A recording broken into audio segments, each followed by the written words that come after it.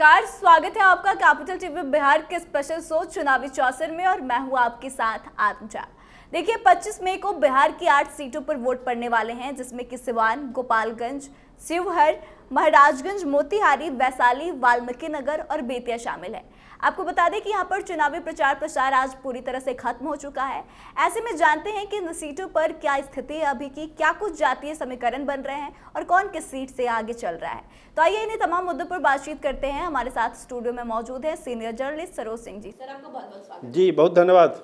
Sir, 8 सीटों पर चुनाव होने वाले हैं। शुरुआत हम सिवान से करेंगे, जहां से हिना साहब निर्दलीय चुनाव लड़ रही हैं। अवध बिहारी चौधरी हैं और विजय लक्ष्मी है। क्या लगता है कि कौन आगे चल रहा है अभी? देखिए, चुनाव प्रचार समाप्त हो गया, जैसा आपने खुद कहा आत्मजा जी। और सिवान की जब चर्चा होती है तो कहिए कि हिना साहब चुनाव लड़ रही हैं कि भाजपा उनके लिए चुनाव लड़ रही है, ये कहना मुश्किल है। जिस तरह से भाजपा के लोगों ने कुछ पर्दे के पीछे, कुछ पर्दे के बाहर आकर हिना साहब के लिए प्रचार किया, वो अपने आप में अजूबा है। और भाजपा के लोग तो हैरान ही हैं, सिवान के लोग भी हैरान हैं कि ऐसा क्या हो गया। एकदम आमने सामने की लड़ाई होती थी और हिना साहब जब से आई है मैदान में, भाजपा के सब लोग लगे हुए हैं। तो ये कहानी है उस दिन से शुरू हुई जिस दिन हिना साहब ने कहा था कि हमको सब रंग पसंद है, हमको किसी रंग से कोई एलर्जी नहीं है। उसके बाद भाजपा के जो लोग हैं उनका दिल पसीजा और जितना दिन चुनाव प्रचार चला उसमें साहबुद्दीन के तो समर्थक थे ही, हिना साहब के समर्थक थे ही, लेकिन भाजपा के बहुत सारे लोग उनको पर्दे के पीछे और पर्दे के बाहर समर्थन देते हुए दिखे।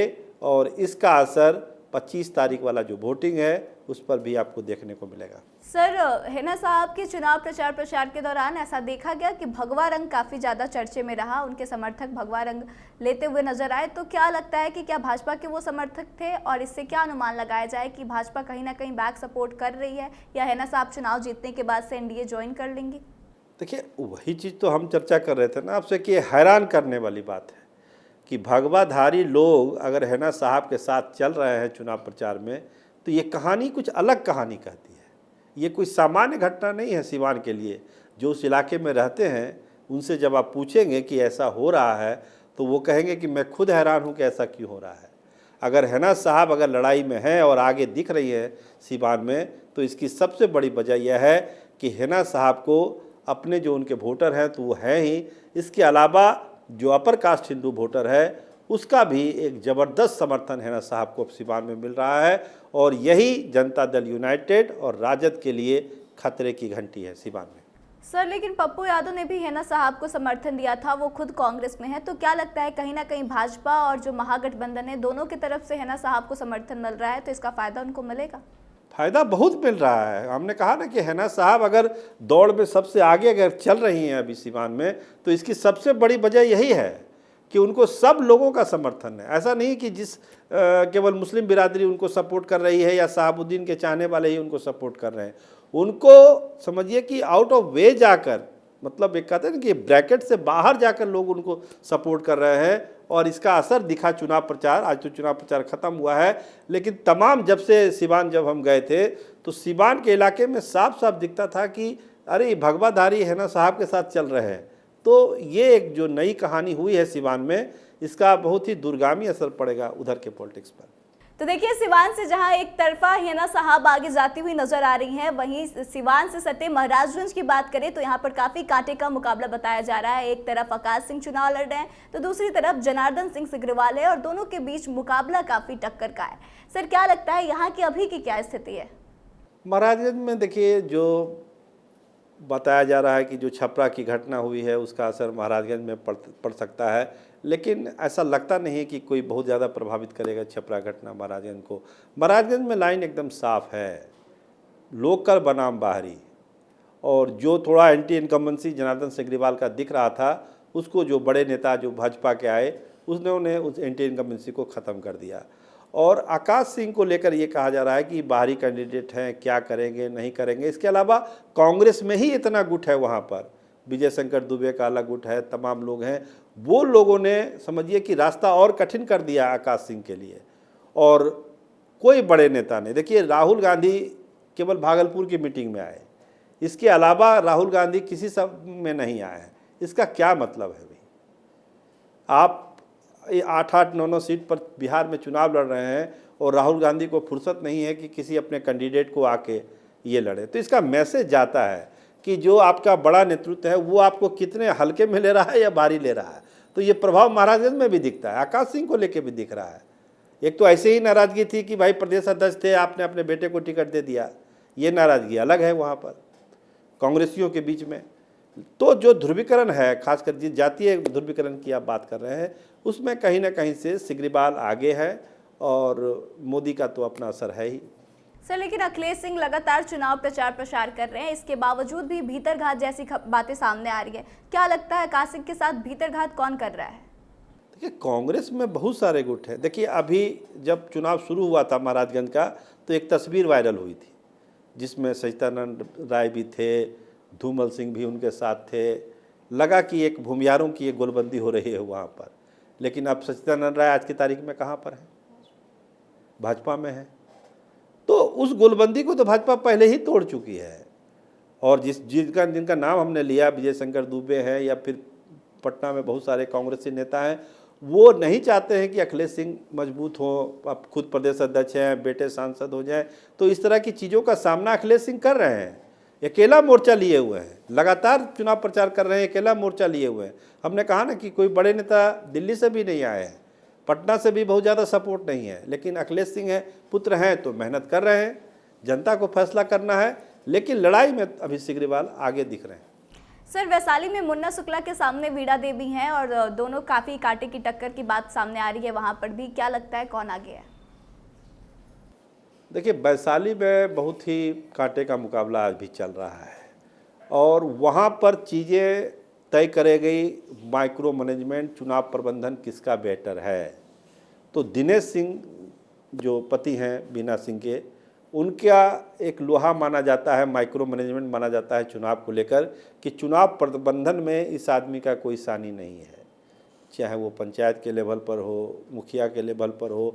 क्योंकि हर तरह के चुनाव में दिनेश सिंह इन्वॉल्व होते हैं और हर जगह उनके आदमी हैं जिनको वो जिताते हैं, किसी को हरवाते हैं। तो एक नेटवर्क उनका बना हुआ है, उस नेटवर्क को पूरा वो यूज कर रहे हैं। देखिए, जातीय फ्रेम में जोड़िएगा तो फिर मुन्ना शुक्ला कमज़ोर नहीं दिख रहे हैं।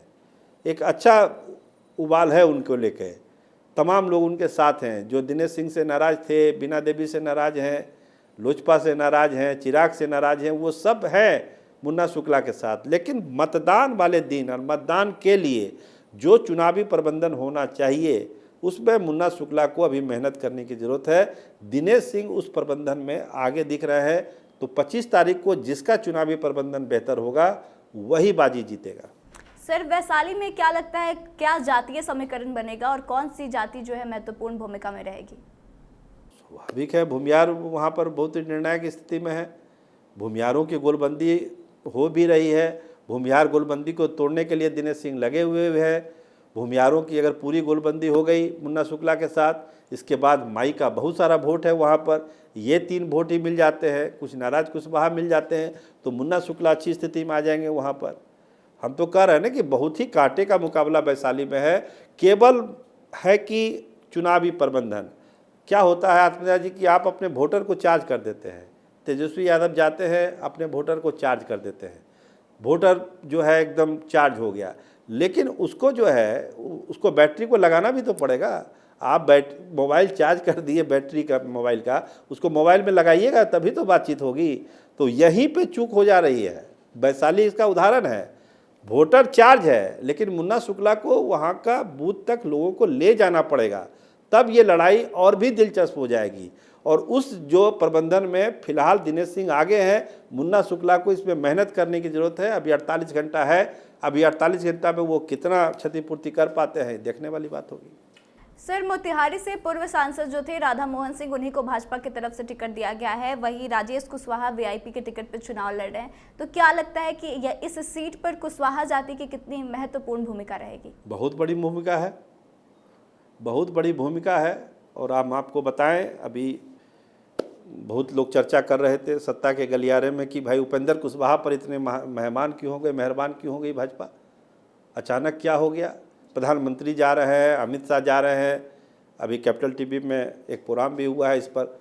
कि भाई प्रधानमंत्री जा रहे हैं, योगी आदित्यनाथ जा रहे हैं, अमित शाह जा रहे हैं, पवन सिंह को निष्कासित कर दिया गया है। अचानक ही भाजपा को कहाँ से सपना आ गया? तो जो नाराज़गी है उपेंद्र कुशवाहा को लेकर, जो कहा जा रहा था कि भाई उपेंद्र कुशवाहा को डैमेज कर रही है भाजपा, इस मैसेज को दूर करना है कि नहीं, हम उपेंद्र कुशवाहा के साथ हैं। नहीं तो जो मोतिहारी है, वाल्मीकि नगर है, बेतिया है, शिवहर है, इस सब में जो कुशवाहा आबादी है वो और नाराज़ हो जाती। खासकर उपेंद्र कुशवाहा के जो समर्थक लोग हैं उनमें एक गुस्सा था कि आप कर क्या रहे हैं, आप निकाल क्यों नहीं रहे हैं पवन सिंह को? एक तो पहले वो चुनाव लड़ रहे हैं, ऊपर से निकाल नहीं रहे हैं, आपके नेता नहीं आ रहे हैं। तो ताबड़तोड़ देखिए तय हो गया सारे प्रोग्राम, प्रधानमंत्री से लेकर तमाम बड़े नेता जा रहे हैं। कारपेट बॉम्बिंग होगी काराकाट में, पवन सिंह को निकाला गया है। फिल्मी स्टार भी एकदम धुआंधार आ जाएंगे, भाजपा के प्रदेश के बहुत सारे नेता जा रहे हैं काराकाट। तो ये तैयारी है। कुशवाहा वोट निर्णायक था मोतिहारी में भी, और उसी वोट को मनाने समझाने के लिए ये सब चल रहा है। लेकिन जो ट्रेंड है आत्मजा जी बिहार के चुनाव का, कुशवाहा किसको वोट कर रहा है आप जान नहीं, पहले चरण से सरवन कुशवाहा को देख रही हैं और अभय कुशवाहा को देख रही हैं। वो वोटर अपने बिरादरी को ही वोट कर रहा है। अब उसमें कितनी सेंधमारी कर पाते हैं राधा मोहन सिंह, ये देखना दिलचस्प होगा। सर, राधा मोहन सिंह को लेकर स्थानीय विरोध भी काफ़ी ज़्यादा देखने को मिल रहा है, तो क्या लगता है कि वो इससे कैसे निकल पाएंगे? देखिए, एंटी इनकम्बेंसी तो शुरू से है। देखिए, पहले ही बात हो रही थी कि उनको टिकट नहीं दिया जाएगा, बहुत पुराने हो गए हैं, एज हो गया है, एंटी इनकम्बेंसी है।